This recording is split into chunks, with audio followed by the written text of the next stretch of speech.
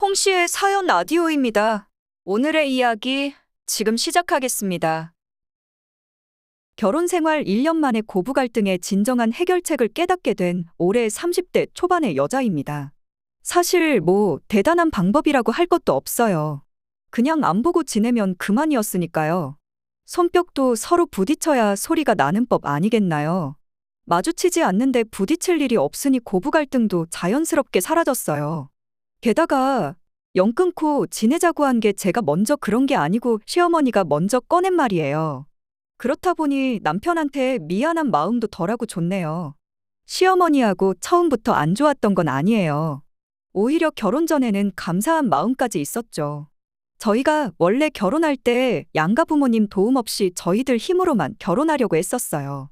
저희 친정아버지께서 은퇴하시고 나서 외삼촌네하고 동업을 하는 식으로 게장집을 시작하셨어요.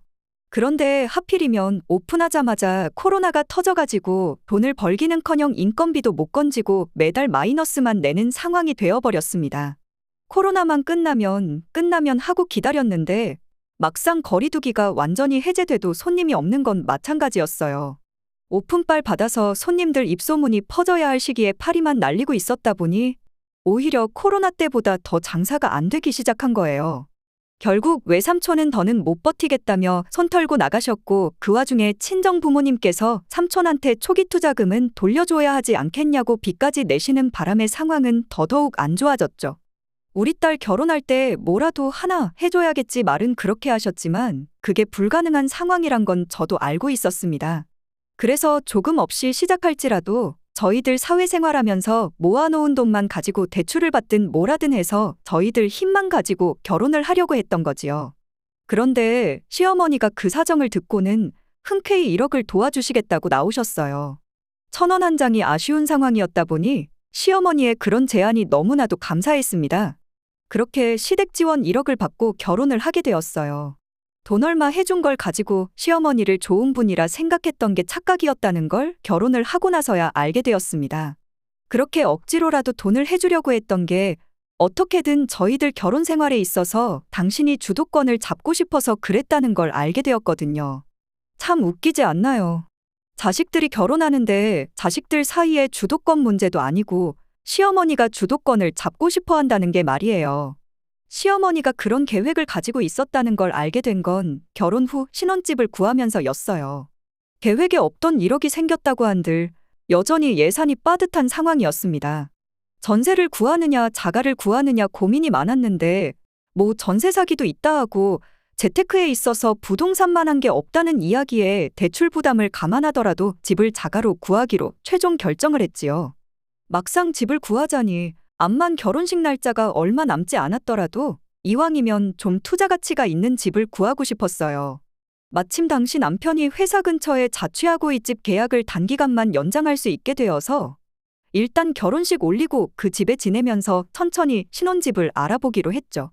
그때는 시어머니도 이왕에 집을 사기로 한 거 천천히 알아보고 사라고 하셨어요. 너네가 이사 나갈 때쯤에 같은 돈 주고 산 집이 어디는 몇 억이 올라 있고 어디는 그대로일 수도 있다고 하면서요. 그러면서 당신이 잘 알고 지낸다는 부동산업자분도 한 명 소개를 시켜주시기까지 했어요.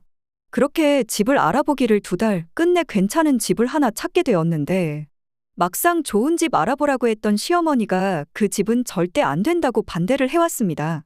집에 큰 하자가 있거나 저희가 잘못 알아보고 그런 거면 할 말이 없겠는데 반대하는 이유가 고작 친정집에 더 가깝다는 이유 때문이었어요. 내가 우리 아들 처가 눈치 보면서 살게 하려고 1억을 지원해 준 줄 아냐 하시면서요. 그러면서 시댁에서 걸어서도 갈 수 있는 거리에 있는 아파트를 사라고 강요를 하시더라고요. 시어머니가 소개해준 그 부동산업자분도 그 돈 주고 그 집 살 거면 저희가 골라놓은 집이 훨씬 투자 가치도 있고 좋다고까지 말씀하셨지만 시어머니한테는 그게 중요한 게 아니었어요. 결국엔 시어머니 뜻을 꺾지 못하고 시댁에서 걸어서 10분 거리라는 그 집에 신혼살림을 차리게 되었습니다. 집을 계약하자마자 시어머니가 저희 집 현관문 비밀번호도 정해주셨어요. 니들 편한 대로 하지 말고 당신 외우기 쉬운 번호로 해야 한다면서요. 그 말은 곧 당신이 오고 싶을 때 저희 집에 들락거리겠다는 소리나 마찬가지였죠. 1억 도와주신 게 엄청 큰 도움이긴 하지만 저희 돈 1억 5천에 대출만 2억을 더 받았거든요. 대출금은 당연히 저희가 벌어서 같이 갚기로 했던 거고요. 따지고 보면 저희 돈 들어간 게 훨씬 많은데 시어머니는 그걸 가지고 집주인 행세를 하시려 하니 어이가 없었죠. 시도 때도 없이 신혼집 들락거리며 살림간섭만 했다면 그래도 그냥 받은 게 있으니까 이 집에 시어머니 지분도 있어서 그런 거다. 말도 안 되는 소리긴 하지만 그런 식으로라도 어떻게든 참고 넘겼을 수도 있어요. 그런데 언젠가부터는 시어머니가 저희 집에 찾아오는 게 아니라 저를 시댁으로 불러내기 시작한 거예요. 며느리가 각별히 이뻐서 아들 몰래 숨겨놓은 떡 하나 주려고 저를 불러낸 건 당연히 아니었지요. 맞벌이 한다고 회사 나가랴, 집에선 집대로 집안일 하느라 수고가 많다고 시댁 와서 편히 쉬다 가라고 불러내시는 건 더더욱 아니었지요. 그렇게 시댁에 불려가면 시어머니가 저 시킨다고 준비해놓은 집안일들이 산더미같이 쌓여 있었습니다. 처음 몇 번은 영문도 모르고 시키는 대로 다 했죠. 설마 저를 부려먹으려고 불렀을 거라고는 생각도 못했거든요. 집안일 정도 도와드리는 건 문제도 아니겠다 생각했는데 언젠가부터는 시어머니가 저한테 시켜놓고 당신은 손 놓고만 있고 하나 끝나면 바로 다음 거 시키고 그러는 거 보고는 진짜 일 시키려고 부르는 거구나 하는 확신이 생겼어요. 그래서 하루는 시어머니가 저한테 시켜놓은 걸 제가 그대로 그걸 남편한테 시켰는데 시어머니가 그제서야 저희들 앞에 본심을 드러냈습니다. 왜 너한테 시킨 걸 내 아들 시키냐면서 역정을 내기 시작했거든요. 누가 하면 어떠냐고 남편이 나서서 한마디 해주긴 했는데 시어머니가 그 1억 해준 이야기를 꺼내면서 내가 며느리 두고 내 아들 일하는 꼴 보려고 그 돈을 해준 줄 아느냐고 언성까지 높이기 시작했어요. 그러니 남편도 어떻게 난리를 치고 있는 시어머니를 당해내지 못했고 그렇게 저 혼자 속수무책으로 시어머니가 시키는 일을 해야 했어요. 그나마 남편이 그런 식으로 시댁에 불려가서 된통 당하고 온 날이면 며칠 동안은 집안일 하나 손 떼지 말라고 제가 고생한 만큼 자기가 집안일을 더 하겠다며 달래준 덕분에 남편하고 크게 다툴 일은 없었습니다. 그래도 그건 미봉책에 불과했죠. 며느리가 생겼으니 이제 김치도 그만 사 먹고 김장해서 먹어야겠다고 배추 쉼포기 손질부터 버무리는 것까지 전부 저한테 시켰을 때는 진짜 결혼 생활이고 뭐고 다 때려치우고 싶을 정도였거든요. 그러다 결국 제가 참다 못해 터져버리는 일이 하나 생기게 되었어요. 여느 때와 다름없이 시어머니가 저를 불러내서 시댁에 찾아갔어요. 또 무슨 쓰잘데기 없는 일을 시키려나 하고 갔는데 냉장고에 있는 과일들 씻어서 깎아 놓으라고 하더라고요.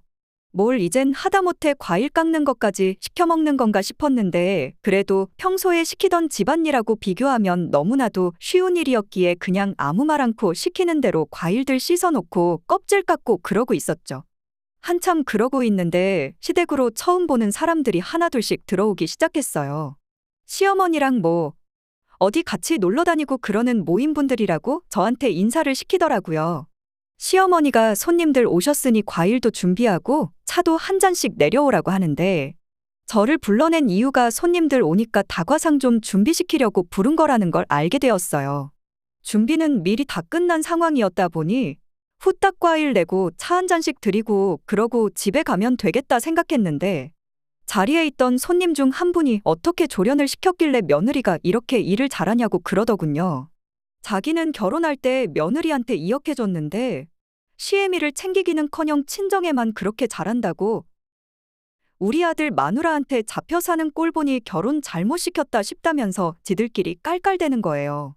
안 그래도 기분이 나빠지는데 시어머니가 거기다 대고 그러니까 사람을 잘 골랐어야지 하고 대답을 하더군요.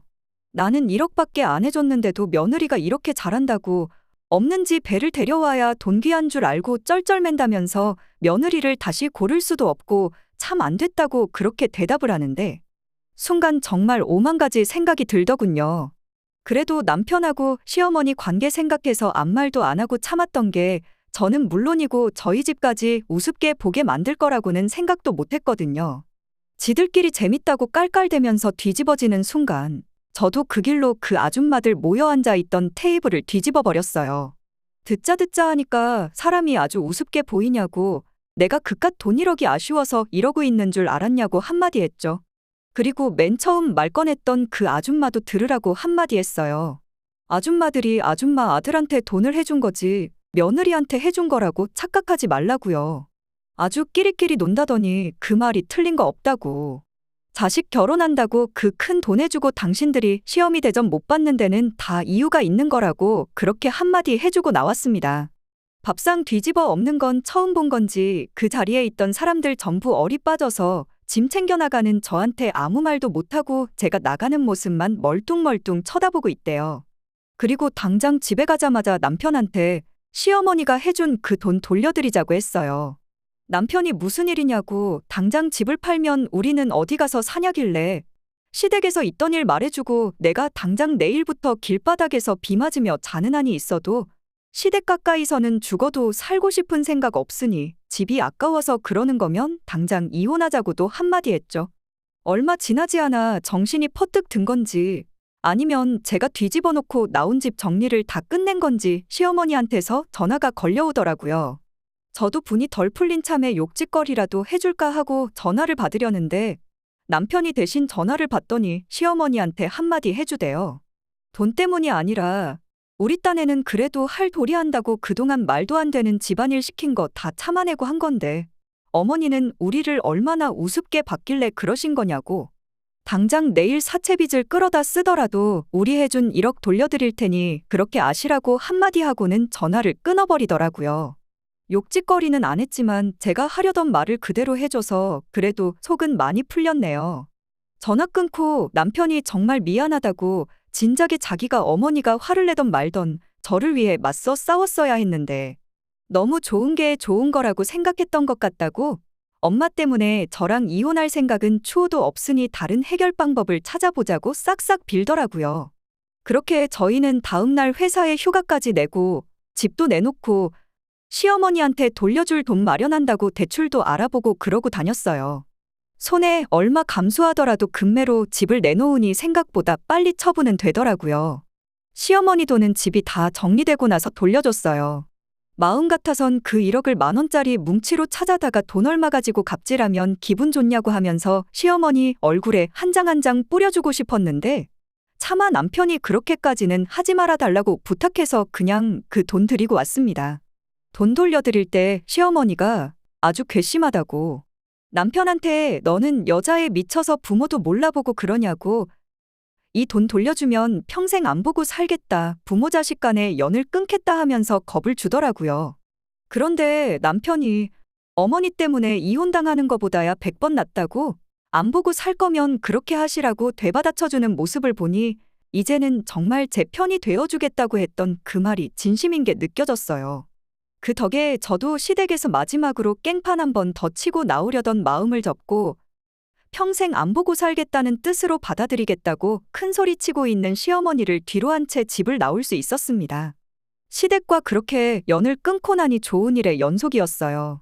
당장 저희가 갈 곳이 없었다 보니 새 집을 구할 때까지 친정집에서 신세를 지기로 했는데 그렇게 친정에 들어가게 된 지 2달쯤 지나서 친정 부모님 가게가 그야말로 대박이 나게 되었습니다. 먹방으로 유명한 유튜버분이 저희 가게에서 영상을 하나 찍었는데 그 덕에 그게 입소문이 나서 가게가 눈코 뜰 새 없이 바빠진 거예요. 홀손님이 꽉 차게 된 건 물론이고 지난달부터는 인터넷을 통해서 포장 주문 판로까지 뚫게 되었거든요. 친정 부모님께서 당분간 불편하더라도 집 구하지 말고 여기서 살라고 돈 많이 벌어서 저희들 집부터 해주겠다고 하시는데 시댁에서 돈 얼마 받은 것 때문에 그 사달이 났다 보니 일단은 마음만 받겠다고 감사하다고 대답만 하고 말았어요. 나중 가선 어떻게 될지는 모르지만 시어머니가 2번 다시 돈 얼마 가지고 친정집 무시하는 일은 없겠구나 싶네요. 집을 금매로 정리한다고 1,000만 원 정도의 큰 손해를 봤는데 저희가 집을 정리한 그 2달 사이에 그쪽 지역 호재라고 여겨지던 지하철 계획이 무산되고 이런저런 악재가 추가적으로 터져가지고 집값 거품이 많이 빠졌어요. 아마 계속 그 집에 살고 있었다면 1,000만 원 손해로 끝나진 않았을 거예요. 좋은 일이라고 할 것까진 없지만 그래도 운 좋게 손해를 덜 보고 정리한 셈이 돼서 다행이라는 생각이 드네요. 시댁하고는 당분간 계속 연락 안 하고 지낼 생각이에요. 어차피 연끈 차고 한 것도 시어머니가 먼저 꺼낸 말이었으니 그걸 되돌리는 것도 시어머니 몫이라 생각합니다. 오늘의 이야기는 여기까지입니다. 이렇게 찾아주셔서 정말 감사합니다. 다음에도 더 좋고 더 통쾌한 사연으로 찾아뵙겠습니다.